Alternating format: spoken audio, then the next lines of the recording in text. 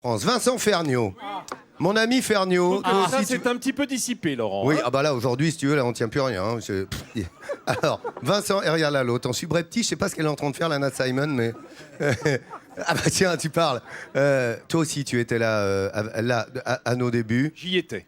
Hein, tu y étais. Donc, peut-être que tu vas voir quelques images de gastronomes en culotte courte. Oui, tant mieux. Hein. J'ai été au marché pour vous, j'ai bah rapporté déjà. mon panier là, et Voilà. j'ai trouvé un truc quand même assez exceptionnel. Vous n'allez pas tout de suite voir le rapport avec Mulhouse. C'est ceci. Alors, Ah, quoi est-ce oui. Eh bien oui, c'est un macaron. Non. Si, déjà. Ouais, voilà. Et déjà, on a bon pas anniversaire, changé. On a Vincent. commencé la pâtisserie et 3 ans plus tard, c'est la même chose. Bon anniversaire, mon Vincent. Vincent, tu Ne voulais touchez parler... pas à la nourriture. Dis donc, les coulisses d'un chocolatier, ça c'est Ah oui. important. C'est les saveurs ici à Roanne. Lolo, il y a énormément de chocolatiers qui travaillent à partir des couvertures qu'on leur vend, qu'ils achètent. Ouais. La couverture, c'est le chocolat brut qu'ils retravaillent. Mais il y a très peu de chocolatiers, de maîtres chocolatiers qui conchent, qui font eux-mêmes, à partir de la fève de cacao, de la couverture chocolat. C'est le cas de François Pralu, qu'on a vu en début d'émission. Et j'aimerais qu'il nous explique un petit peu son métier. Roanne, région Rhône-Alpes. Le temps semble s'être arrêté. Au petit matin, en plein cœur de l'hiver, la ville paraît en effet endormie. Mais derrière ces murs, c'est une activité intense qui nous attend et qui n'a rien à voir avec la région dans laquelle nous nous trouvons. Nous sommes chez l'un des meilleurs chocolatiers de France. Ces fèves de cacao viennent des 4 coins du monde. Elles ont été choisies par cet homme, François Pralu. Il est l'un des meilleurs chocolatiers de tout le pays. Évidemment, pour fabriquer un chocolat d'excellence, il faut faire une sélection des fèves de cacao. Je me déplace dans divers pays pour aller faire mes achats de cacao. Il faut une qualité extraordinaire pour faire un très bon chocolat. Afin d'obtenir ce chocolat réputé, François parcourt le monde. Ces fèves sont durement choisies. Elles viennent au total d'une vingtaine de pays. On a du Venezuela, du Trinidad, de l'Indonésie. On a bien sûr du Madagascar qui fait partie de mes préférés. Car depuis 7 ans, François Pralu s'est offert une plantation de cacao bio à Madagascar. De quoi obtenir le top du top en matière de fèves. Mais pour passer des fèves aux plaquettes de chocolat, le chemin est long. La première étape est la torréfaction et contrairement à celle du café, celle du cacao est douce et lente. On surveille la température, le minutage aussi de notre torréfaction. C'est pas encore prêt. La deuxième étape consiste à enlever la peau des fèves. Et cette machine permet de séparer les deux. D'un côté, on récupère la peau et de l'autre, le grain de cacao. Ces grains sont ensuite plongés dans de grandes cuves chauffées. On appelle ça le conchage. Les grains sont fortement broyés et chauffés. On y ajoute un savant mélange de sucre et de beurre de cacao. On va laisser tourner et broyer ce chocolat pendant 3 jours et 3 nuits, sans stopper la machine. Vous avez bien entendu, il faut 72 heures afin d'obtenir le fameux chocolat tant convoité. Et maintenant, François goûte son cru du Ghana. Verdict.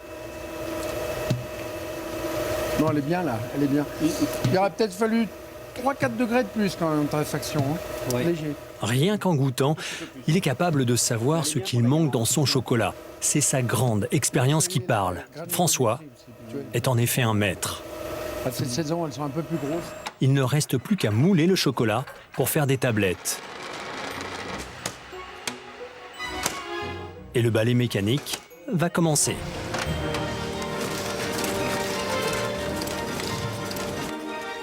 La manufacture de François produit 20 tonnes de chocolat par an.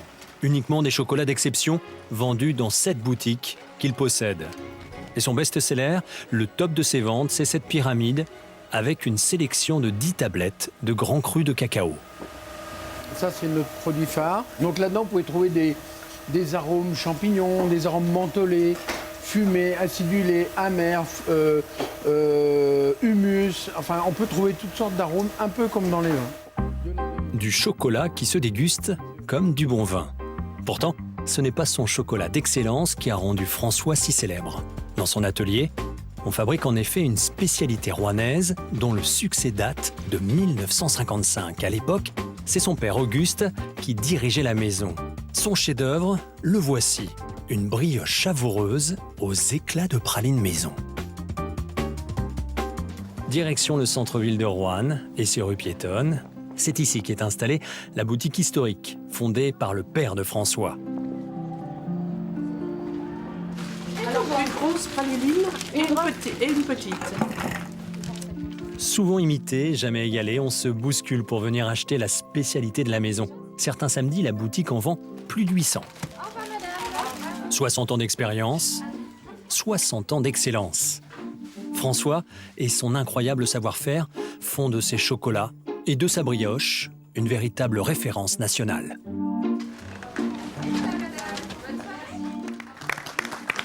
Allez, ça mérite un grand bravo, hein, Vincent, ça.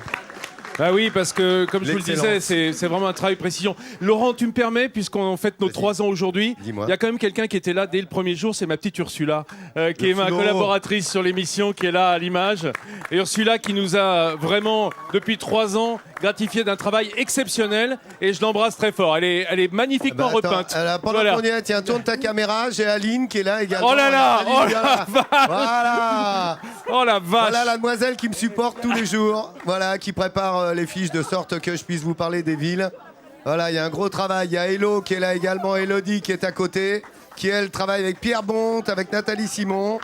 Voilà, Est-ce qu'on peut épargner au moins les pralulines? Est-ce que c'est possible? Tu sais quoi? Parce que là... Je les appelle les 3 gorgones. Regardez-les les deux. Vas-y, mais faut un coup de caméra. Voilà, les 3 filles qui travaillent avec les insupportables que nous sommes.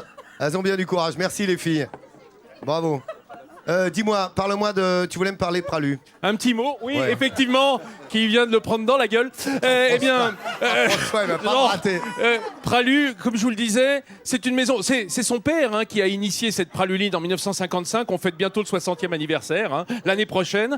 Et le travail de François, c'est d'aller dans le monde entier chercher les plus grands crus de chocolat dont on a l'exemple ici.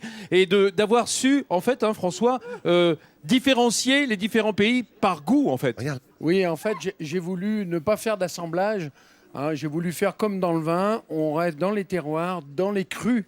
Remettre au goût du jour les crus et non pas faire des mélanges comme la plupart du temps il se fait. Voilà, ça c'est le travail qui se fait ici. Merci beaucoup. Vous pouvez cesser désormais. On se donne rendez-vous dans 3 ans. J'aurais pris des cartouches. Voilà, c'était pour préciser néanmoins. Écoute, en tous les cas, coup de chapeau. Il a une technique d'évitement Ferniaud, regarde. C'est le seul gars qui a fait le rugby, il faut le serrer, les amis. Hein. Son invité. Hein. Mais ils me prennent à revers et c'est pas bien.